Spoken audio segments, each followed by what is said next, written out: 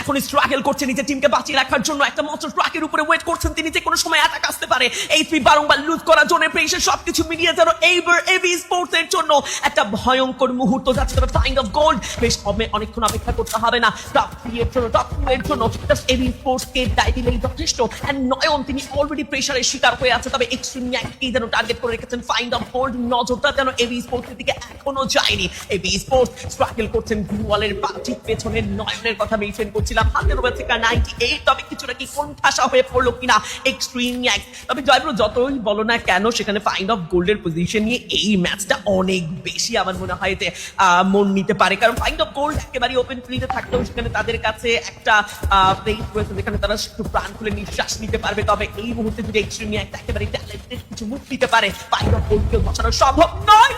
পারেনি নিচের অবস্থান ধরে রাখতে ক্রীড়ার সেই স্নাইপার শট বাধ্য করেছে তাকে লবি থেকে বিদায় নিয়েছে পুরো line up AB sports. Last two team extreme X versus find of gold treble দিয়ে লড়াই চলছে।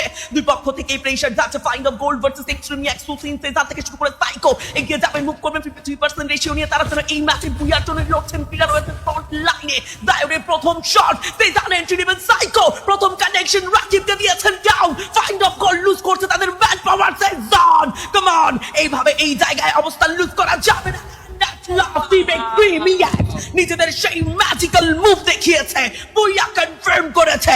এন্ড আজকের দিনের পঞ্চম ম্যাচের বুইয়া কনফার্ম করা team none other than team extreme EX.